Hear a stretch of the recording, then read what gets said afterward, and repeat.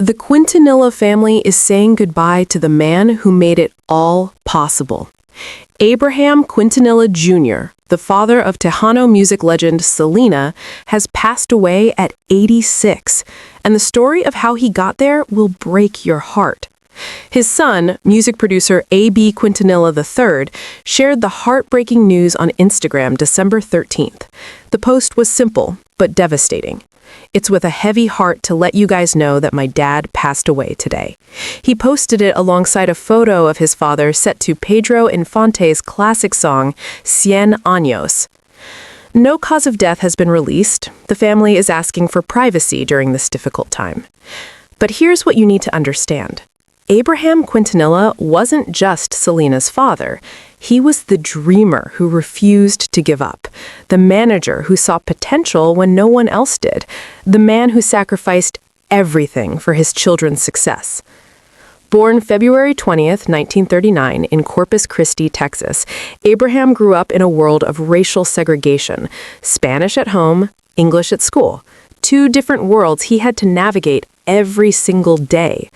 In 1956, at just 17 years old, Abraham started his music career with a doo-wop group called Los Dinos. But this wasn't easy. The Dinos faced brutal discrimination. They were Chicano rock musicians in an era that didn't accept them. Then, the army came calling. Abraham was drafted and sent to Fort Lewis.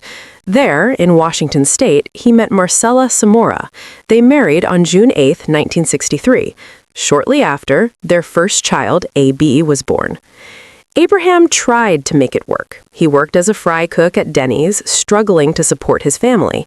Eventually, he returned to Corpus Christi and rejoined Los Dinos. The band released albums. They found some success. But by the late 1960s, the music scene was changing. Los Dinos was fading. Abraham made a choice. He left the band, got a job at Dow Chemical as a shipping clerk. He told himself his music career was over. He was going to be a family man now, raise his kids, live a normal life. By 1971, Abraham and Marcela had 3 children, A.B., Suzette, and their youngest, Selena. But Abraham never really let go of music. He couldn't. It was in his blood. He started teaching A.B. to play bass guitar, and one day, while giving his son a lesson, little Selena started singing along. Abraham stopped. He listened, and in that moment, he later said, "I saw the continuation of my dreams." Abraham soundproofed the family garage, turned it into a rehearsal space. He formed a band with his children, A.B. on bass, Selena as lead vocalist, a cousin from Arizona on drums. When the cousin left, Suzette was put on drums. Abraham envisioned his children as the Mexican Jacksons. This was his second chance, his redemption. In 1979, Abraham opened a Mexican restaurant called Papagayos in Lake Jackson. The kids performed on a stage platform while families ate. The dream was alive, music and family together. Then, the 1981 recession hit. Papagayos couldn't survive. The family lost everything. The restaurant closed. They were forced to sell their home to avoid bankruptcy. Abraham couldn't find work in the oil companies. They had to rely on family members just to get by. They moved to Corpus Christi, cramming into Abraham's brother's home. Everything they'd built was gone. Abraham told his family the truth. Music was the only thing I knew how to do. The band was the best thing we had going for us. So, they hit the road. Selena y Los Dinos performed at street corners, birthday parties, weddings, quinceañeras, any function that brought in money, any event that kept food on the table.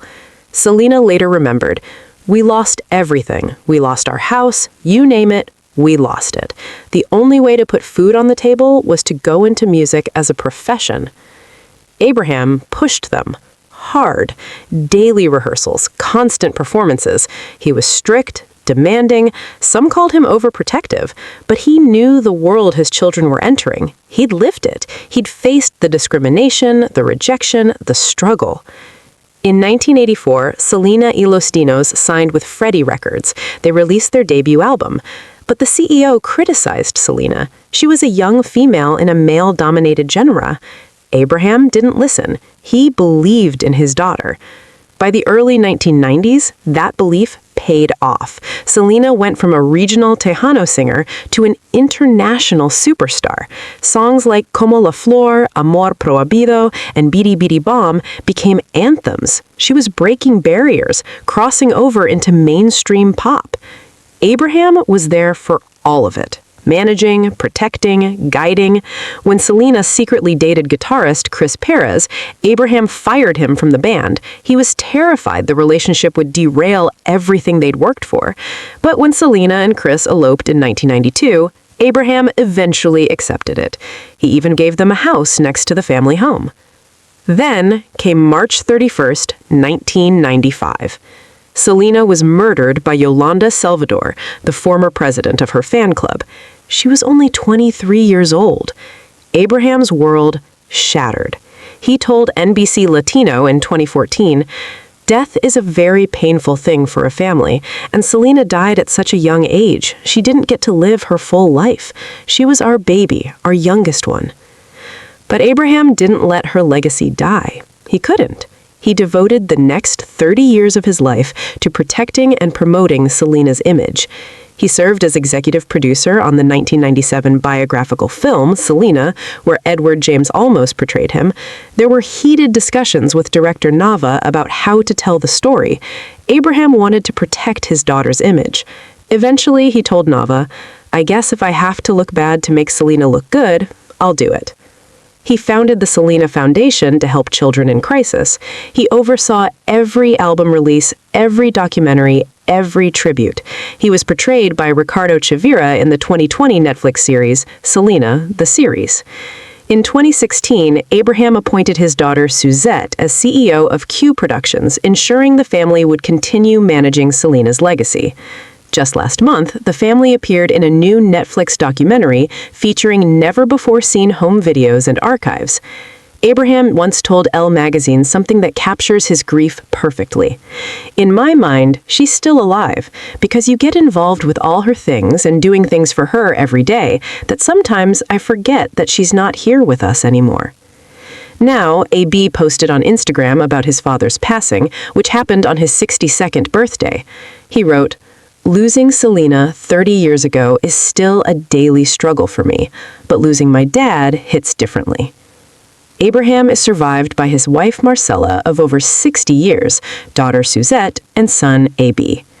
Texas Senator Jose Menendez said it best, "Abraham was a visionary, and what he saw in Selena, nobody had seen before.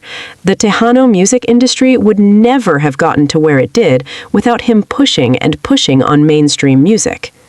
Rest in peace to the man who refused to let his dreams die, the father who turned tragedy into legacy, the manager who made Selena immortal.